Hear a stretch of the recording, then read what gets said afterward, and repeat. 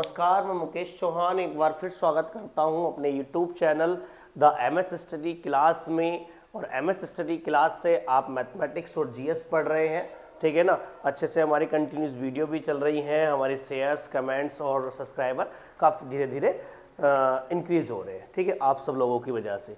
देखिए, मैं menstruation 2D है, 2D पढ़ा रहा हूँ, आपको पता है, और मेंस्ट्रुएशन 2D के 14 पार्ट्स आपको पढ़ा चुका हूँ। ये पार्ट नंबर हमारा क्या है, 15 है।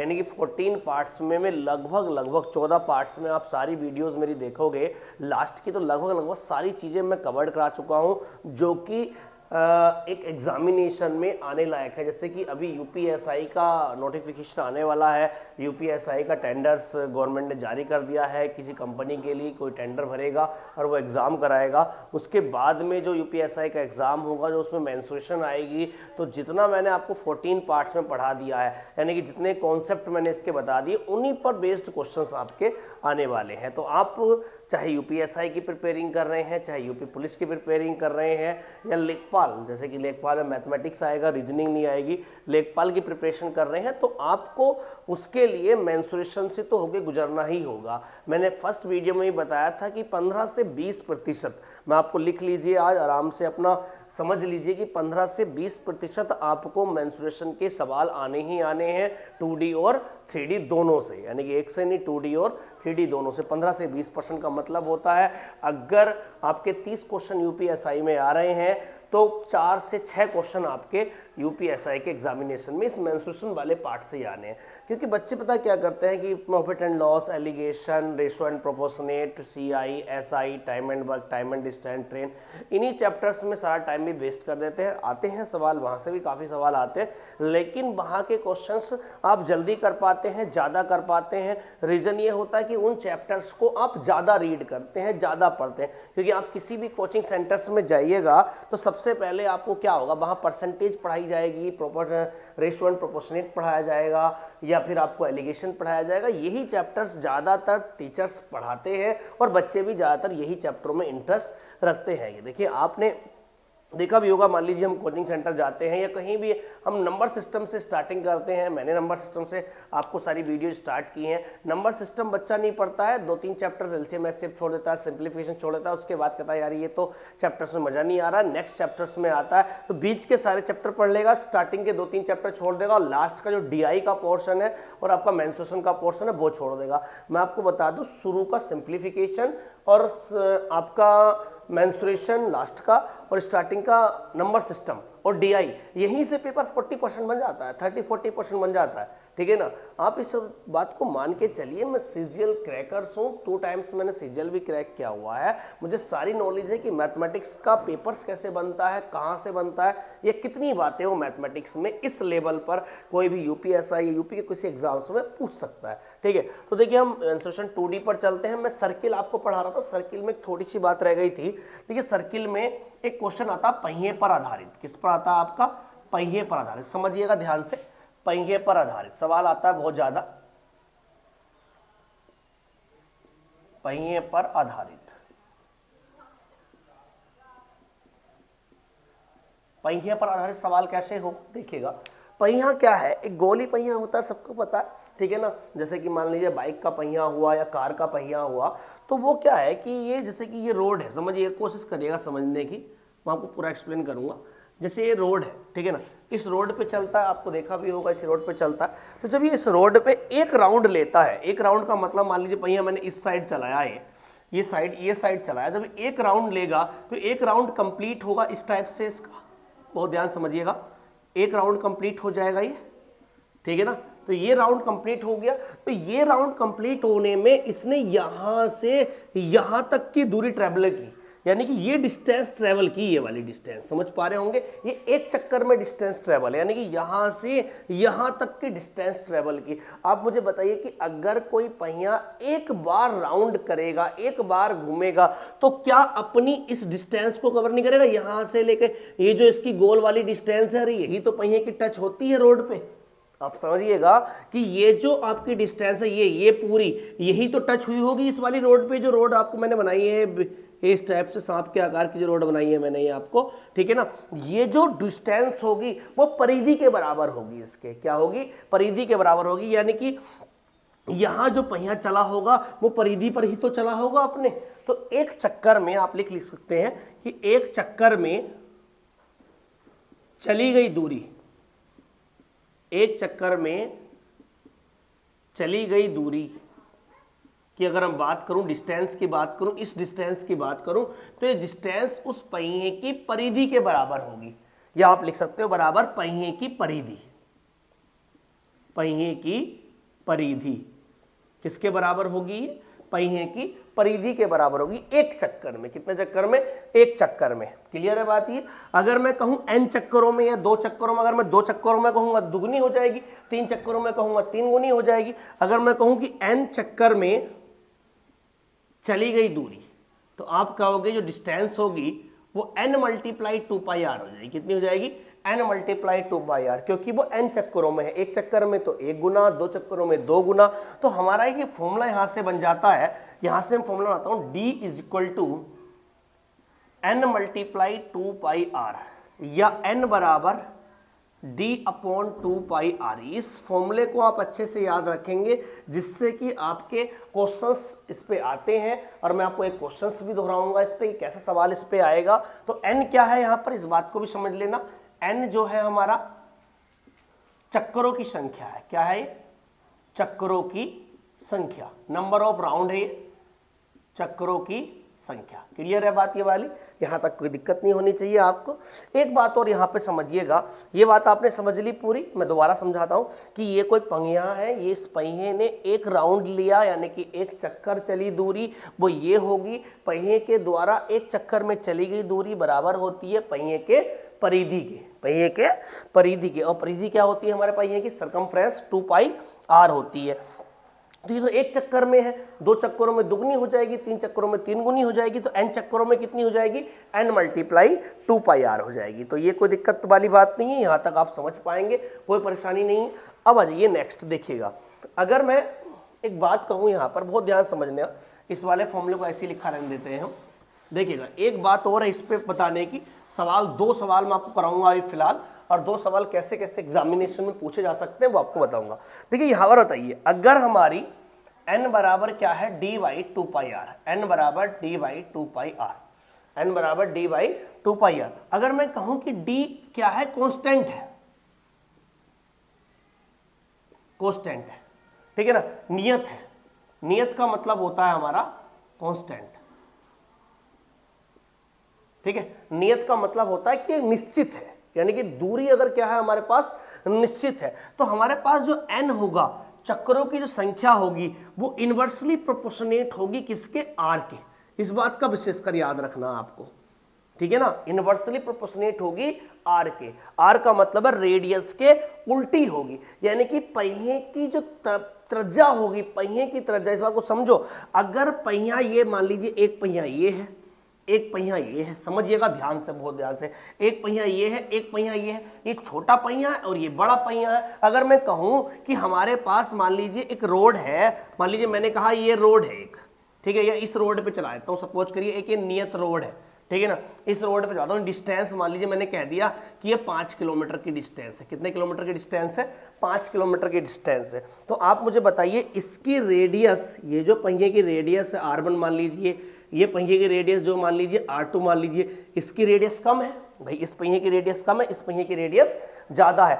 तो कम वाले पहिए को ज्यादा वाले पहिए से ज्यादा चक्कर लगाने पड़ेंगे एक नियत दूरी तय करने में। नियत दूरी का मतलब है कि अगर मैं कह लूं कि एक बाइक तो मुझे ऐसी दे रही, एक कार तो मुझे दो बड़े पहिए की, एक कार दो मुझे छोटे पहिए की, तो छोटे पहिए की 5 किलोमीटर में जो दूरी होगी, बड़े पहिए को जो 5 किलोमीटर में दूरी होगी, तो बड़े पहिए के चक्कर तो लगेंगे कम, लेकिन छोटे पहिए के चक्कर लगेंगे ज्यादा, क्योंकि एक पहिया जो छोटा है, आप मुझे बताइए, मान लीजिए मैंने कह दिया इसकी रेडियस जो है 7 सेंटीमीटर है, समझिएगा ध्यान से, रेडियस 7 सेंटीमीटर है, तो इसका 2πr कितना होगा?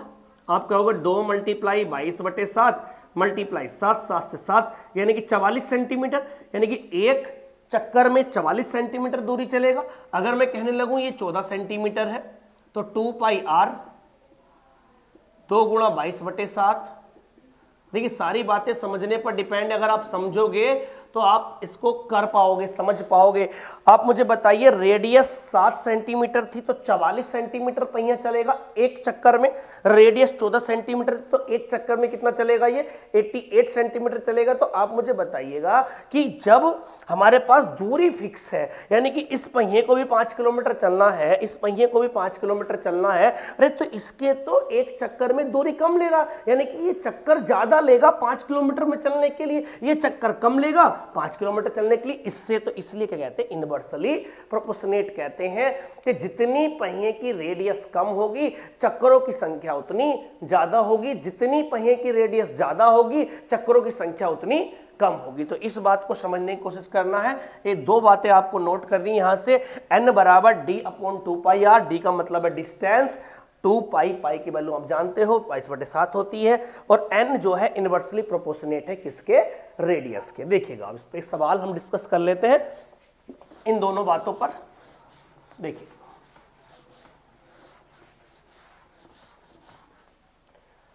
अगर मैं क्वेश्चन कह दूं एक पहिए की त्रिज्या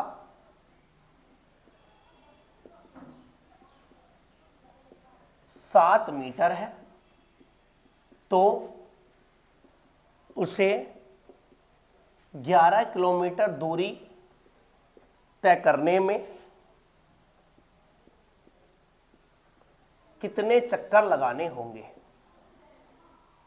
कितने चक्कर लगाने होंगे। क्लियर बात, देखिए बहुत ध्यान से। उसने कहा एक पहिए की रेडियस कितनी है, 7 मीटर है, और उसे 11 किलोमीटर दूरी तय करने में कितने चक्कर लगाने होंगे। मैंने यही बताया था कि चक्करों की संख्या n बराबर होती है डिस्टेंस बाई 2πr।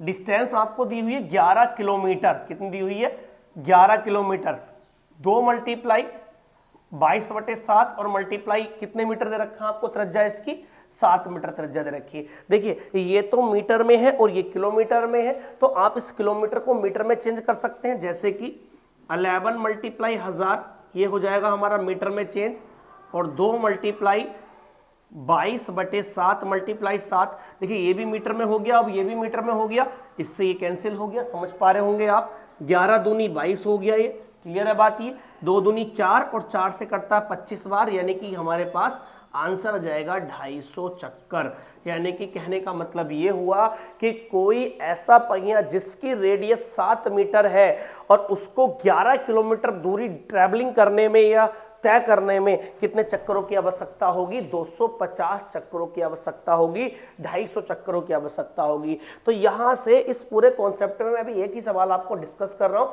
इसमें आपको या तो चक्करों की संख्या पूछ लेगा, या रेडियस पूछ लेगा, या डिस्टेंस पूछ लेगा। देखिएगा n चक्करों की संख्या है, r रेडियस है, और d4 क्या है, डिस्टेंस पूछ लेगा। ठीक है, एक क्वेश्चन जो नेक्स्ट मैंने कॉन्सेप्ट बताया था उस पर डिस्कस कर लेता हूं मैं।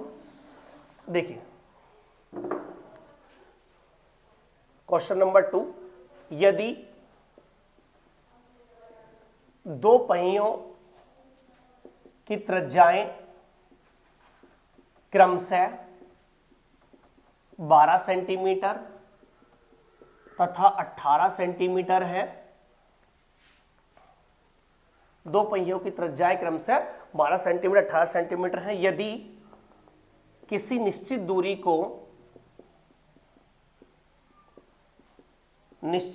को तय करने में बड़ा पहिया 60 चक्कर लगाता है तो उसी दूरी को तय करने में छोटा पहिया कितने चक्कर लगाएगा। ये सवाल आपका हो सकता है, कितने चक्कर लगाएगा। मैं छोटा एग्जांपल देके बता रहा हूं, सिर्फ आपको लगाएगा। अब देखिएगा, अगर मैं बात करूं रेडियस की, किसकी बात करूं मैं, रेडियस की बात करूं, तो आप कहोगे सर R1 और R2 का जो रेशो है, R1 और R2, R1 कितना देखिए 12 सेंटीमीटर, ये कितना 18 सेंटीमीटर, 6 दूनी 12 6 3 18, यानी कि 2:3 है। क्या है भाई अनुपात इसका 2:3। आपको समझ में आ रहा होगा, ये छोटा पहिया होगा और ये कौन सा पहिया होगा, बड़ा पहिया होगा। क्यों होगा बताइए, ये छोटा पहिया और ये बड़ा पहिया क्यों होगा, क्योंकि ये कम रेडियस का है और ये ज्यादा रेडियस का, तो बड़ा पहिया ये हुआ। अब मुझे बताइए, मैंने ये बताया था कि इनवर्सली प्रोपोर्शनेट होता है। इनवर्सली प्रोपोर्शनेट का मतलब है कि अगर हमारे पास n1 n2 का रेशो निकालूं तो कितना होगा, 2:3 नहीं होगा, 3:2 होगा, यानी कि उल्टा होगा। क्या होगा इसका, उल्टा होगा। उल्टे का मतलब है कि छोटा पहिया तो 3 चक्कर लगाएगा और बड़ा पहिया कितने चक्कर लगाएगा, 2 चक्कर लगाएगा। समझिएगा इस बात को। इसका मतलब ये है R1 R2 बराबर है 2:3 और N1 N2 बराबर है 3:2, यानी कि ये बड़ा पहिया है, चक्कर कितने लगा रहा है, 2। ये छोटा पहिया है, चक्कर कितने लगा रहा है, 3। मैंने बताया था कि बड़ा पहिया कम चक्कर लगाएगा और छोटा पहिया ज्यादा चक्कर लगाएगा। तो अगर मैं इसकी बात करता हूं तो 2 की तुलना में आपको कितने चक्कर दे रखे, बड़े पहिया के चक्कर दे रखे हैं आपको। बड़ा पहिया कितने चक्कर लगाता है, 60 चक्कर लगाता है। तो कितने गुना हुआ बताइए, 40 गुना, नहीं 40 गुना नहीं 30 गुना, 20 या 60 होता है, 30 गुना। तो इसका 30 गुना कर दीजिए, 30 या 90 चक्कर। तो हमारा जो आंसर आएगा कि छोटा पहिया 60 चक्करों के कंपैरिजन में बड़े पहिए के कितने चक्कर लगाएगा, 90 चक्कर लगाएगा। तो ये दोनों बातें आपको समझ में आ गई होंगी अच्छे से, ये इनवर्सली प्रोपोर्शनेट वाली और एक n बराबर 2πd/2πr वाली। तो ये दोनों बातें अच्छे समझिए। दोनों मैंने सवाल करा दी, दोनों डेरिवेशन समझा दिए मैंने आपको, ठीक है ना। अब इसके आगे हम नेक्स्ट देखते हैं कि क्या क्या पार्ट्स हमारा बचा हुआ है। देखिए मैंने अभी आपको बताया, सर्किल के बारे में बताया कि कैसे पहिए के 2 कॉन्सेप्ट थे हमारे, कि एक तो हमारा इनवर्सली प्रोपोर्शनेट का था और एक हमारा चक्रों की संख्या निकालने का था। अब एक क्वेश्चन आपको आता है जो मिक्सअप क्वेश्चन आता है, और मिक्सअप क्वेश्चन ये आता है कि कोई आकृति दी हुई होती है, जैसे कि आयत दिया हुआ होता है, या फिर तुम्हें राइटेंगल नहीं सॉरी समबाहु त्रिभुज दिया हुआ होता है, या कोई त्रिभुज या स्क्वायर दिया हुआ होता है। उस पे तुम्हें उसके चारों कोनों या एक कोने पर रस्सी द्वारा घोड़ा बांधा जाता है और उस घोड़े के द्वारा चरा हुआ भाग या शेष भाग का क्षेत्रफल वो आपसे पूछ लेता है, ठीक है ना। तो ये कॉन्सेप्ट का नाम ऐसे क्या आप लिख देते हैं कि रस्सी वाला कॉन्सेप्ट है ये, यानी कि कोई रस्सी बांधी जाएगी एक कोने पर, उससे घोड़ा बांधा जाएगा और उस घोड़े द्वारा चरा गया क्षेत्रफल होगा। इसमें सवाल कैसे कैसे आ सकते हैं मैं आपको बताता हूं। जैसे कि सवाल आपको आएगा या तो रेक्टेंगल पे आएगा सवाल, मैं आपको समझा रहा हूं, देखिए कहां कहां से आ सकता है। रेक्टेंगल पे आ सकता है सवाल सबसे पहला, ठीक है, या फिर स्क्वायर पे। दोनों बातें समझ लेना, एक साथ समझ लेना, क्योंकि स्क्वायर और रेक्टेंगल दोनों में एक ही कॉन्सेप्ट है, ठीक है। एक कॉन्सेप्ट क्या है, मान लीजिए ये कोना है, इस कोने पर आपने कुछ सेंटीमीटर लंबी रस्सी बांध दी और उस रस्सी के द्वारा क्या बांध दिया, एक घोड़ा बांध दिया, गाय बांध दी, कुछ भी बांध दिया। एक कोने पर आपने बांधा, कहीं नहीं बांध सकते, यहाँ यहाँ यहाँ नहीं बांधने के लिए बोलेगा आपसे, वो कोने पर ही बांधने के लिए बोलेगा। अब आपको पता है इस कोने का जो एंगल होता है वो कितने डिग्री का होता है, 90 डिग्री का होता है। अगर मैं इस कोने पर बांधता हूं तो इसका भी एंगल कितने डिग्री का होता है, 90 डिग्री। इसीलिए मैंने ये दोनों आकृति ली है, क्योंकि इनके चारों कोने जो है 90 डिग्री के होते हैं। क्लियर है। तो अगर मैं बात करूं इस रस्सी की, देखिए ऐसे जो रस्सी है, ये रस्सी ये आपको कवर्ड करेगा, इतना क्षेत्रफल क्या कर देगा, ये कवर्ड कर देगा। तो आपको लग रहा होगा कि ये जो क्षेत्रफल कवर्ड हो रहा है हमारा, ये किसी सर्कुलर पार्ट का ही कवर्ड हो रहा है, यानी किसी सर्किल का ही ये हिस्सा है।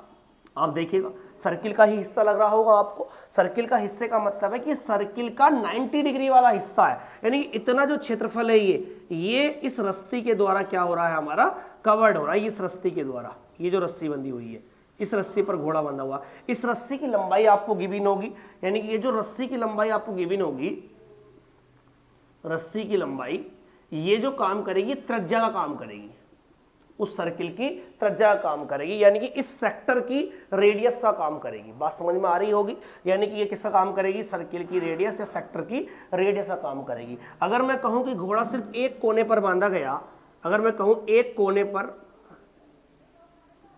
एक कोने का क्षेत्रफल, एक कोने का क्षेत्रफल, अगर घोड़ा एक कोने पर बांधा गया, आप मुझे बताइए pi r square theta by 360 degree, मैंने सेक्टर का किसी वृत्तखंड का क्षेत्रफल मैंने लास्ट वीडियो में बताया था। अब थीटा यहां पर कितने डिग्री है, 90 डिग्री। देखिए अगर ये थीटा नहीं हुआ तो हम पता नहीं लगा पाएंगे कितना सेक्टर ये घोड़ा या रस्सी के द्वारा ये चर पाएगा। ये कितने डिग्री है हमारे पास 90 डिग्री बटे कितना हो गया 360 डिग्री, 9 चौक 36 हो गया, यानी कि 1/4 पाई आर स्क्वायर, यानी कितना क्षेत्रफल चला जाएगा 1/4 पाई आर स्क्वायर। एग्जाम्पल भी दे सकता हूं, मान लिए ये हमारे पास रस्सी है और रस्सी जो है ये मान लीजिए 14 सेंटीमीटर लंबी है। कितने सेंटीमीटर लंबी है ये 14 सेंटीमीटर लंबी है। इसके द्वारा चला गया क्षेत्रफल अगर हमें निकालना होगा, मैंने अभी बताया है इसका फॉर्मूला एक कोने की बात हो रही है सिर्फ अभी, 1/4 पाई आर स्क्वायर, 22/7 आर स्क्वायर कितना हो गया 14 × 14, 7 दूनी 14, 2 दूनी 4 और 2 से कितनी बार कट गया 7 बार, 7 से हो जाएगा ये मल्टीप्लाई करोगे आप 154 वर्ग सेंटीमीटर क्षेत्रफल क्या हो जाएगा, ये हमारा चरा हुआ हो जाएगा। तो ये एक कोने की बात समझ में आ गई होगी।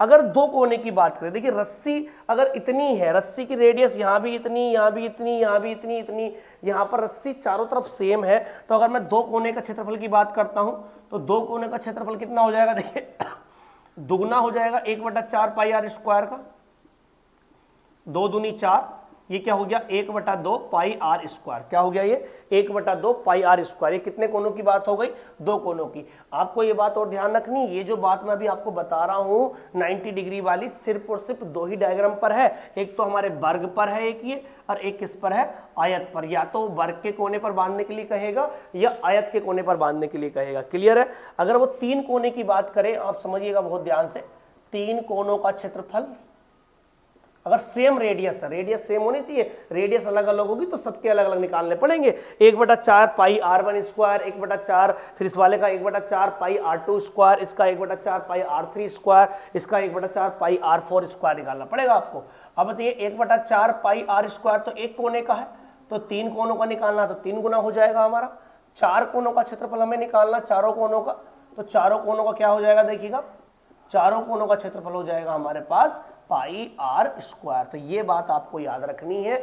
दो तीन बातें देखिए, डिपेंड किस पे कर रहा है, ये सिर्फ और सिर्फ डिपेंड कर रहा है कि जिस कोने पर ये रस्सी के द्वारा घोड़ा बांधा गया है उस कोने का एंगल कितने डिग्री का है। यानी कि एंगल जितने डिग्री का होगा उतने डिग्री ही सेक्टर घूमेगा वो, और उतने डिग्री ही सेक्टर का एरिया वो हमें निकालना होगा। तो इतनी बात आपके समझ में आ रही होगी। और ये 90 डिग्री मैंने क्यों लिया है, 90 डिग्री मैंने वर्ग और आयत की वजह से लिया है। यानी कि वर्ग और आयत में ही जो कोने होते हैं वो कितने डिग्री के होते हैं, 90 डिग्री के। और कोने लोगे आप, पैरेललोग्राम का ले लो, रैम्बस का ले लो, ट्रेपेजियम का ले लो, मैं 90 डिग्री से ज्यादा भी हो सकते हैं, 90 डिग्री से कम भी हो सकते हैं। यानी कंफर्म आकृति नहीं है वो, ये हमारी दोनों क्या एक सट्टा ऐसी आकृति है जिन आकृतियों में हमारे जो कॉर्नर एंगल होंगे, वो वर्टेक्स एंगल होंगे, वो कितने डिग्री के होंगे, 90 डिग्री के। तो ये दोनों डायग्राम आप अच्छे से समझ लीजिए, इस पर सवाल आपको पूछ सकता है। इसकी लंबाई चौड़ाई देता है वो, इससे कोई फायदा नहीं होता लंबाई चौड़ाई से। सिर्फ दिक्कत मतलब जो काम की बात है वो है कि रस्सी की लंबाई क्या गिवन है, रस्सी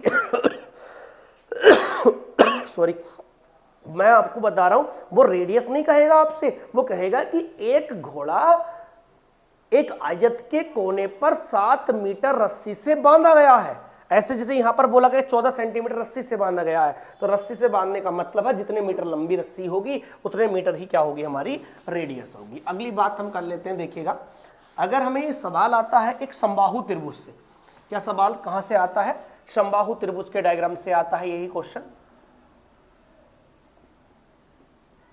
किससे आएगा हमारा, ये समबाहु त्रिभुज से आएगा। क्योंकि समबाहु त्रिभुज से क्या आता है, क्योंकि ये भी एक ऐसी सर्टेन आकृति है जिसका जो वर्टेक्स एंगल है वो हमारा क्या होता है, निश्चित होता है। यानी कि ये जो वर्टेक्स एंगल है वो सारे कितने डिग्री के होते हैं आप जान रहे होंगे, मैंने बताया था एक वीडियो में 60 डिग्री 60 डिग्री 60 डिग्री। तो आप मुझे बताइए कि अगर ये एक कोने पर बांधेगा और इतना एरिया चरेगा, तो ये जो चरने वाला एरिया है, ये जो सेक्टर वाला एरिया है, तो एक कोने का क्षेत्रफल कैसे निकलेगा,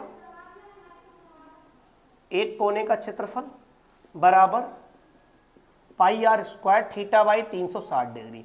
आप इस फॉर्मूले को याद रखना और थीटा की वैल्यू पुट कर देना, आपके सारे आंसर्स आते रहेंगे। पाई आर स्क्वायर, आर तो अभी दिया हुआ नहीं है, आर स्क्वायर मैंने बताया था कि रेडियस यही होगी, रस्सी की लंबाई, बार बार मैं कह रहा हूँ रस्सी की लंबाई दी होगी, रेडियस नहीं दी होगी, और रस्सी की लंबाई ही क्या होगी, वो रेडियस होगी। मैं क्वेश्चन भी आपको डिस्कस कर दूंगा, टेंशन मत लीजिए आप। पाई आर स्क्वायर मल्टीप्लाई थीटा कितने डिग्री का है जी, हमारा 60 डिग्री का है। 60 डिग्री बटे 360 डिग्री कितना हो गया हमारे पास, 1/6 हो गया। तो कितना आ गया दिए 1/6 पाई आर स्क्वायर हो गया। अगर मैं दो कोने के क्षेत्रफल की बात करता हूं, दो कोने का क्षेत्रफल, तो दो कोने का क्षेत्रफल क्या हो जाएगा, दुगुना हो जाएगा 1/6 का पाई आर स्क्वायर, 2 × 6 यानी कि 1/3 पाई आर स्क्वायर। अगर वो तीनों कोनों का कहे आपसे, तीनों कोनों का क्षेत्रफल, मैं आपको बता देता हूं एक बात, तीनों कोनों का जरूर बोलेगा आपसे वो कभी ना कभी, तो 3 × 1/6 पाई आर स्क्वायर, इससे कैंसिल हो जाएगा, यानी कि half pi r square. Half pi r square का मतलब अर्धवृत्त का क्षेत्रफल होता है ये, अर्धवृत्त का क्षेत्रफल ही तो 180 डिग्री से बनता है। अरे 60 डिग्री किससे बन रहा है ये, 180 डिग्री से बनना है। इतनी बात आपके समझ में आ रही होंगी, कोई परेशानी आपको नहीं हो रही होगी, क्लियर है बात ये मेरी, पक्का। देखिएगा अब मैं क्वेश्चन आपको कराता हूं, देखिए क्वेश्चन कैसे कराता हूं, बहुत ध्यान समझिएगा, इन सारी बातों को आप समझ लीजिए। ये समबाहु त्रिभुज के लिए, विषमबाहु त्रिभुज पे भी सवाल आया है, उस पर मैं डिस्कस करता हूं कैसा सवाल आया यहाँ पे आया हुआ है। इसका स्क्रीनशॉट ले लेना और आप समझ जाओगे कि कैसे हम इसको करेंगे एग्जाम में। देखिए विषमबाहु पे कैसे सवाल आया मैं आपको बता देता हूँ, छोटा सा क्वेश्चन डिस्कस आपके सामने कर देता हूँ। देखिए मैं कह देता हूँ कि एक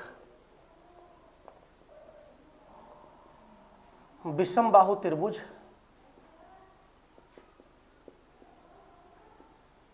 जिसकी भुजाएं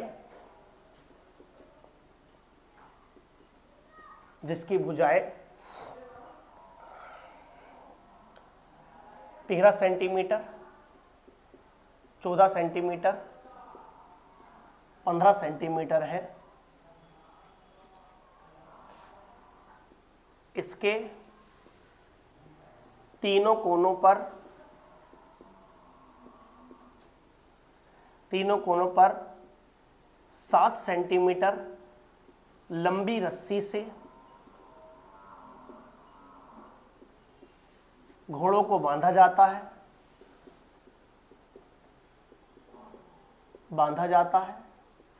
देखिए सवाल क्या क्या दे सकता है वो, क्वेश्चन में आपसे पूछ सकता है घोड़ों के द्वारा चरा गया क्षेत्रफल, घोड़ों के द्वारा चरा गया क्षेत्रफल। दूसरा हमसे कह सकता है शेष भाग का क्षेत्रफल, ये क्वेश्चन आपको आ सकता है, शेष भाग का क्षेत्रफल। देखिएगा अब हम यहां पर दोनों सवालों के आंसर्स देते हैं। देखिए बहुत प्यारा सवाल है, कोई दिक्कत नहीं है। ये हमारा एक डायग्राम बन गया, एक विषमबाहु त्रिभुज है, ये समबाहु सा लग रहा होगा, अभी आपको साइड लिखूंगा तो विषमबाहु ही लगेगा। 15 सेंटीमीटर, 13 सेंटीमीटर, 14 सेंटीमीटर, क्लियर है बात यहां तक। अब तीनों कोनों पर घोड़ा बांधा है, सेम रस्सी से बांधा गया है। सेम रस्सी का मतलब है आपका, बहुत ध्यान समझिए, सेम रस्सी का मतलब है ये भी 7 सेंटीमीटर है, ये भी 7 सेंटीमीटर है और ये भी 7 सेंटीमीटर है, क्लियर है बात ये। अब मुझे बताइए कि अगर घोड़ा चरेगा तो इस तरह से चरेगा, ये यहां ऐसे चढ़ जाएगा, ये यहां ऐसे चढ़ जाएगा। तो अब देखिएगा बहुत ध्यान समझिएगा, ये ऐसे चढ़ जाएगा तो ठीक है, ये टच कर जाएगी इधर, देखिए क्यों टच कर जाएगी, इधर वाली टच कर जाएगी क्योंकि 7 7 क्या हो जाएगा 14 हो जाएगा, लेकिन इधर टच से ही पार निकल जाएगी थोड़ी सी, क्योंकि 7 से 13 इस टाइप से हो जाएगा। थोड़ा डायग्राम में आप देख लेना, ये थोड़ी ऐसे टच कर जाएगी, ठीक है, ये 7 सेंटीमीटर, क्लियर है बात ये। यहाँ टच नहीं करेगी क्योंकि 7 ये होगी, 7 14 और ये 15, ठीक है। अब देखिएगा उसने पूछा है एक तो ये चरे हुए भाग का क्षेत्रफल, चरे हुए भाग का क्षेत्रफल ये होगा, देखिएगा बहुत ध्यान से, चरे हुए भाग का क्षेत्रफल ये होगा, ये सारा क्या होगा हमारा चरा हुआ भाग होगा, ये जो आपको मैंने दे रखा है ये क्या होगा चरा हुआ भाग होगा, क्लियर है। और ये जो होगा हमारा शेष भाग का क्षेत्रफल होगा, ये जो मैंने आपको बना दिया लाइन लाइन से, ये क्या होगा शेष भाग का क्षेत्रफल होगा। तो सबसे चरा हुआ भाग देख लेते हैं पहले। चरे हुए भाग का क्षेत्रफल क्या होता है, देखिए pi r square theta by 360 degree. अब यहां पर थीटा ऐसा तो है नहीं, इस कोने का थीटा मुझे दिया हुआ है, इस कोने का थीटा दिया हुआ, इस कोने का थीटा दिया हुआ है, ये तीनों कोनों के थीटा नहीं दिए हुए मुझे, लेकिन इतना तो पता है किसी भी त्रिभुज के तीनों कोनों का योग 180 डिग्री होता है, चाहे वो त्रिभुज कैसा भी हो। अरे बताइए चाहे कैसा भी ट्राइंगल हो, उसके तीनों जो एंगल होते हैं, इंटीरियर एंगल होते हैं, उनका जो सम होता है वो कितने डिग्री का होता है हमारा 180 डिग्री का होता है। तो हम यहां से पाई आर स्क्वायर 180 डिग्री बाई 360 यानी कितना हो जाएगा ये हमारा हाफ पाई आर स्क्वायर। तो हम ये कहेंगे हाफ पाई आर स्क्वायर में 1/2 22/7 और 7 मल्टीप्लाई 7 से 7 कैंसिल, 11 सत्ते 77 वर्ग सेंटीमीटर, यानी कि चरे हुए भाग का क्षेत्रफल जो आया है वो कितना आ गया हमारा 77 वर्ग सेंटीमीटर। इतनी बात समझ में आ रही होगी। देखना मैं आपको बता रहा हूं कि अगर विषमबाहु त्रिभुज में आपको एक कोने पर वो अगर आपसे बंधवा देता है, एक कोने पर रस्सी से बंधवा देता है, तो एक कोने पर चरे हुए भाग का क्षेत्रफल आप तब तक नहीं निकाल सकते जब तक उसका थीटा एंगल फाइंड आउट ना कर लो। या तो एंगल दे रखा होगा, अगर नहीं दे रखा होगा तो एंगल फाइंड आउट करना पड़ेगा कोसाइन साइन रूल से, वो बहुत लंबी प्रक्रिया है। शेष भाग का क्षेत्रफल, शेष भाग का क्षेत्रफल क्या होगा देखिएगा, त्रिभुज का क्षेत्रफल एक तो पूरा, त्रिभुज का क्षेत्रफल यही तो शेष भाग का क्षेत्रफल है, ये वाला, ये जो है यही तो रिमेन एरिया है, ठीक है। त्रिभुज का क्षेत्रफल माइनस चरे हुए भाग का क्षेत्रफल, चरे भाग का क्षेत्रफल, त्रिभुज का क्षेत्रफल। अब त्रिभुज का क्षेत्रफल 13, 14, 15 सेंटीमीटर, मैंने आपको बताया भी था कि 13, 14, 15 सेंटीमीटर, इसमें S, S minus A, S minus B, S minus C से एरिया निकलता है और उसको याद रख लेना 84 वर्ग सेंटीमीटर आता है। कितना आता है 84 वर्ग सेंटीमीटर। मैंने पहले ही प्रैक्टिकल में एक वीडियो में, सारी वीडियो मेरी देखोगे तो सारी चीज समझ में जाएगी। तो ये कितना हो गया 84। अगर किसी से नहीं निकल रहा है तो आप S minus A, S minus B, S minus C के फॉर्मूले से हेल्प लेकर इसको कर सकते हो। 84 क्या हो गया पूरे त्रिभुज का क्षेत्रफल हो गया। चरे भाग का क्षेत्रफल कितना हो गया हमारा 77। आप इसमें से माइनस कर लीजिए, आप माइनस करेंगे 14 में से 7 सेंटीमीटर, यानी कि 7 वर्ग सेंटीमीटर, यही क्या हो गया हमारा शेष भाग का क्षेत्रफल हो गया। क्लियर है बात। ये चरे हुए भाग का था, ये टोटल एरिया था 84, और ये क्या हो गया हमारा शेष भाग का क्षेत्रफल हो गया। तो आपको मैक्सिमम टफ सवाल जो आ सकता है, इससे रस्सी बांधने वाले से, यहां से आ सकता, ऐसे सवाल आ सकता है। तो इन सवालों को भी अच्छे से आप देख लीजिए, जिससे कि एग्जामिनेशन में आपको हेल्प हो सके और उस हेल्प से आपके कोई भी गवर्नमेंट जॉब में सिलेक्शन हो सके। ठीक है, तो आज इस वीडियो में पार्ट नंबर 15 में इतना ही रहने देते हैं। नेक्स्ट वीडियो में फिर अच्छे अच्छे क्वेश्चंस लेके आता हूं। जब तक के लिए धन्यवाद।